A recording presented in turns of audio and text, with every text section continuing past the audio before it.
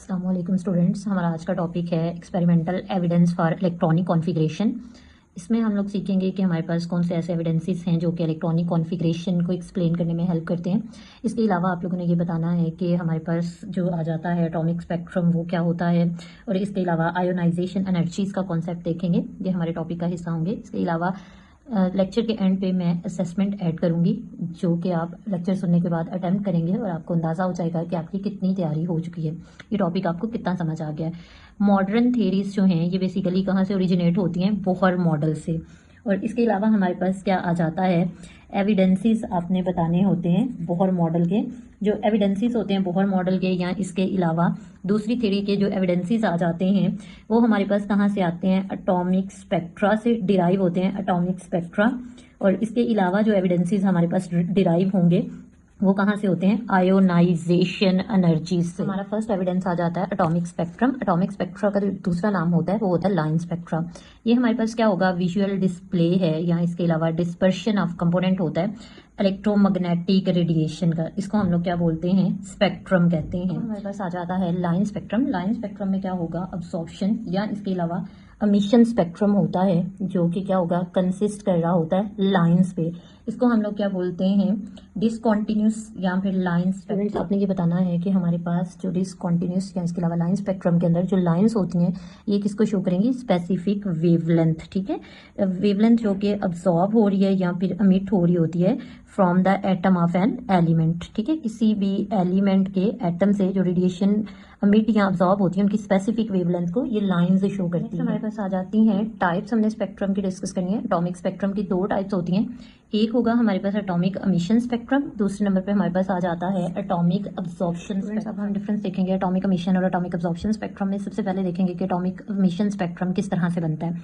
हमारे पास atomic emission spectrum कैसे बनेगा कि जब रेडिएशन जो है ये किसी भी एटम से अमिट होती हैं। ठीक है, आपने बताना है atomic emission spectrum is formed by emission of radiation by an atom. Formation क्या है, यानी मेथड क्या है, आपने कोई भी एलिमेंट लेना है, एलिमेंट गैसियस स्टेट में होगा, इसको हीट करें हाई टेम्परेचर पे, डिस्चार्ज ट्यूब के अंदर रखना है। अब हीट करने से क्या होगा कि हमारे पास कुछ रेडिएशंस जो हैं, जो सर्टन वेवलेंथ की रेडिएशंस होंगी, एलिमेंट उन रेडिएशन को बाहर निकाल देगा, अमिट कर देगा, और आपके पास कलर लाइन स्पेक्ट्रम बनेगा। हमारे पास जो स्पेक्ट्रम होता है वो डार्क बैकग्राउंड के साथ ब्राइट लाइंस आ जाती हैं। ये बैकग्राउंड डार्क है, इस पे कलर्ड लाइंस जो हैं वो अपेयर हुई हैं, ब्राइट लाइंस।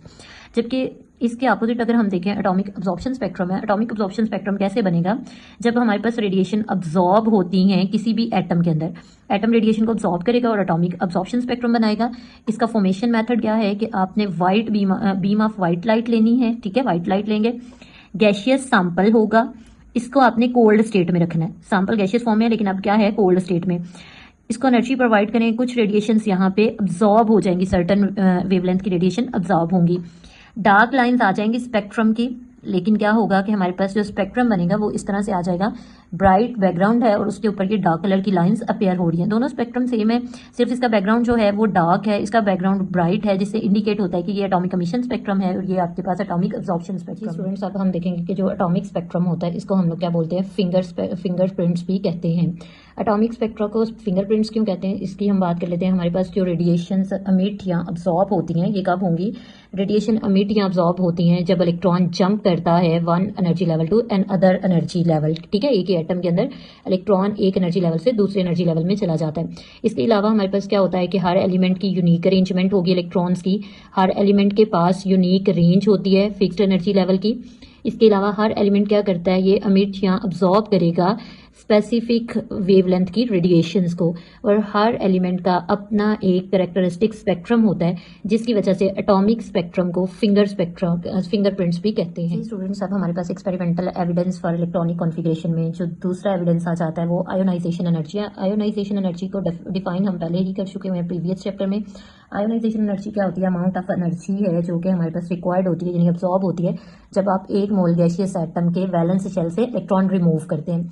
यहाँ पे हमने रिलेशनशिप बताना है आयोनाइजेशन एनर्जी और इसके अलावा एनर्जी लेवल्स के दरमियान में। इलेक्ट्रॉन जो कि डिफरेंट होते हैं, डिफरेंट इलेक्ट्रॉन्स हैं, डिफरेंट शेल्स में हैं, तो इनकी डिफरेंट आयोनाइजेशन एनर्जी होगी। इसके अलावा इलेक्ट्रॉनिक कॉन्फ़िगरेशन किसी एटम की फाइंड करनी है तो वो भी कैसे फाइंड कर सकते हैं, आयोनाइजेशन एनर्जी को मेजर करते हुए। आयोनाइजेशन एनर्जी जो है ये हमारे पास इन्वेस्टिगेशन कर रही होती है इलेक्ट्रॉनिक कॉन्फ़िगरेशन की। दो वेज आ जाते हैं। सबसे पहला वे हमारे पास क्या आएगा कि हमने फर्स्ट आयोनाइजेशन एनर्जीज फाइंड करनी है डिफरेंट एटम्स की, और इसके अलावा सेकंड वे क्या आ जाता है, सक्सेसिव आयोनाइजेशन एनर्जीज आपने बतानी होती है एक ही एटम की। ठीक है, इन दो पॉइंट्स को डिस्कस करेंगे। सबसे पहले हमारे पास आ जाता है successive ionization energies of same atom. हमारे पास क्या आ जाता है कि एनर्जी रिक्वायर्ड होती है जब हम क्या करते हैं, रिमूव करते हैं इलेक्ट्रॉन किसी भी एटम से वन बाय वन। ठीक है, energy required to remove each electrons one by one until nucleus is left. हमारे पास सिर्फ न्यूक्लियस रह जाए तो ये हमारे पास जो है वो एनर्जीज क्या आ जाती हैं। जब फर्स्ट इलेक्ट्रॉन को रिमूव करेंगे तो जो एनर्जी आएगी इसको हम कहते हैं फर्स्ट आयोनाइजेशन एनर्जी। फिर हमारे पास ये पॉजिटिव आयन आ जाता है, इसमें से हमने क्या करना है, सेकंड वाला इलेक्ट्रॉन एलिमिनेट करते हैं तो ये हमारे पास क्या आ जाएगी, सेकंड आयोनाइजेशन एनर्जी। इसी तरह से अगर हम क्या करेंगे कि इस +2 में से एक और इलेक्ट्रॉन एलिमिनेट करेंगे तो third ionization energy and so on. ठीक है, इसके अलावा हमारे पास जो सक्सेसिव आयोनाइजेशन एनर्जी है वो हमें क्लियर अरेंजमेंट बताती है इलेक्ट्रॉन्स की, कि इलेक्ट्रॉन न्यूक्लियस के इर्द गिर्द किस शेल के अंदर मौजूद हैं। हम इसकी थोड़ी सी ग्राफिकल एक्सप्लेनेशन को डिस्कस कर लेते हैं। जी स्टूडेंट्स, अब हम लोग ग्राफिकल एक्सप्लेनेशन डिस्कस कर लेते हैं successive ionization energy of same element. यहाँ पे मैंने एक एलिमेंट ड्रॉ कर लिया है मैग्नीशियम का। मैग्नीशियम के पास 12 इलेक्ट्रॉन्स होते हैं। ये हम लोग ने इसका ड्रॉ किया सबसे लास्ट वाला शेल। ठीक है, थर्ड शेल के इलेक्ट्रॉन्स क्या होंगे, सबसे पहले हम थर्ड शेल से एक इलेक्ट्रॉन रिमूव करेंगे तो ये इजीली रिमूव हो जाएगा। रीजन क्या है, एक तो ये न्यूट्रल एटम है, दूसरा थर्ड शेल जो है वो न्यूक्लियस से ज्यादा डिस्टेंस पे है तो इस वजह से थोड़ी एनर्जी चाहिए होगी, ये इजीली रिलीज हो जाएगा। उसके बाद जब हम लोग ये थर्ड शेल से ही ये वाला सेकंड इलेक्ट्रॉन रिमूव करने की कोशिश करेंगे तो एनर्जी थोड़ी सी हाई हो जाएगी। ये आपके पास एनर्जी किसकी आ जाएगी, थर्ड शेल के इलेक्ट्रॉन्स की एनर्जी आ जाएगी। स्टूडेंट्स, उसके बाद हमारे पास क्या आ जाता है कि ये सेकंड शेल के इलेक्ट्रॉन्स होंगे। ठीक है, सेकंड शेल इलेक्ट्रॉन्स को आपने रिमूव करना है। अब 2 इलेक्ट्रॉन्स तो बाहर एलिमिनेट हो गए, अब बारी है थर्ड वाले इलेक्ट्रॉन की। तो जब आप क्या करते हैं, थर्ड इलेक्ट्रॉन एलिमिनेट करते हैं, देखेंगे हम थर्ड इलेक्ट्रॉन एलिमिनेट करें तो एनर्जी एकदम से हाई हुई है। जो एनर्जी हाई हुई है वो क्या इंडिकेट कर रही है कि हमारे पास शेल चेंज हो गया और शेल क्या है, न्यूक्लियस के करीब चला गया है। ठीक है, यानी सेकंड शेल से इलेक्ट्रॉन जो है वो एलिमिनेट हुआ है थर्ड वाला। अब आहिस्ता आहिस्ता इनकी थोड़ी थोड़ी सी एनर्जी, 4 वाला इलेक्ट्रॉन एलिमिनेट करोगे थोड़ी सी एनर्जी बढ़ेगी, 5 वाला इलेक्ट्रॉन, 6 वाला, 7, 8, 9 अप टू 10 इलेक्ट्रॉन हमने यहाँ से एलिमिनेट कर लिए तो हमारे पास एनर्जी क्या हो रही है, कॉन्टिन्यूस इंक्रीज हो रही है। ये जो आपके पास ग्रीन कलर में लाइन नजर आ रही है आपको, ये किसकी एनर्जी की है, सेकंड शेल के इलेक्ट्रॉन्स की। उसके बाद देखिए यहाँ पे क्या होगा कि अब हम लोगों ने 11 वाला इलेक्ट्रॉन एलिमिनेट करना है, यानी जो कि फर्स्ट शेल के अंदर है और फर्स्ट शेल न्यूक्लियस के बिल्कुल करीब होगा। अब यहाँ पे क्या है कि 11 वाला इलेक्ट्रॉन एलिमिनेट करने के लिए एनर्जी बहुत ज्यादा चाहिए होगी। ये देखें, ये यहाँ से एनर्जी गैप जंप बना और ये हमारे पास क्या होगा कि 11 वाला इलेक्ट्रॉन्स जो है वो एलिमिनेट हो जाएगा। उसको एलिमिनेट होने के लिए ज्यादा एनर्जी चाहिए होती है। इसी तरह से ये आपके पास 12 वाला इलेक्ट्रॉन जो है वो भी एलिमिनेट हो जाएगा थोड़ी सी एनर्जी हाई होने के बाद। ये जो आपके पास ब्लू कलर में लाइन आ रही है, ये फर्स्ट शेल के इलेक्ट्रॉन की एनर्जी आ जाएगी। अब स्टूडेंट्स, यहाँ पे 2 जंप बने हैं, एक ये आपको थर्ड शेल के बाद सेकंड शेल में जब आ रहे हैं और उसके बाद हमारे पास सेकंड से फर्स्ट शेल में जाते हुए 2 जंप बने हैं जो कि इंडिकेट किसको करते हैं कि शेल नंबर चेंज होता है। इसके अलावा हमारे पास क्या है कि जैसे जैसे न्यूक्लियस के करीब बैलेंस शेल जाता जाएगा, एनर्जी जो है वो हमारे पास ज्यादा रिक्वायर्ड होगी। स्टूडेंट्स, अब हम डिस्कस करेंगे first ionization energy of different atoms. यहाँ पे आपने बताना है कि आयोनाइजेशन एनर्जीज हमेशा क्या होती हैं, एंडोथर्मिक प्रोसेस होता है। एंडोथर्मिक प्रोसेस हमारे पास क्यों आ जाता है, क्योंकि एनर्जी यहाँ पे हमेशा अब्सॉर्ब होगी। इसके अलावा आपने ग्रुप में इसका ट्रेंड बताना है तो स्टूडेंट्स, हमारे पास आयोनाइजेशन एनर्जी वैल्यूज जो हैं वो ग्रुप में डिक्रीज होती हैं, ऑलरेडी आप पढ़ चुके हुए हैं। ठीक है, क्यों डिक्रीज होती हैं, क्योंकि साइज ऑफ एटम और इसके अलावा हमारे पास शील्डिंग इफेक्ट। ठीक है, ये 2 चीजें क्या होती हैं, कॉन्टिन्यूस इंक्रीज होती हैं। न्यूक्लियस से वैलेंस शेल का डिस्टेंस बढ़ जाता है जिसकी वजह से आयोनाइजेशन एनर्जी वैल्यूज डिक्रीज होती हैं। जैसे आपको पता है कि हीलियम से नियोन, नियोन से आर्गोन पे आते हैं और इसी तरह से लिथियम से सोडियम, सोडियम से पोटाशियम तक आते आते हमारे पास आयोनाइजेशन एनर्जीज जो हैं वो डिक्रीज होती है। मतलब जितना साइज ग्रेटर होगा उतनी आयोनाइजेशन एनर्जी वैल्यू हमारे पास कम होगी।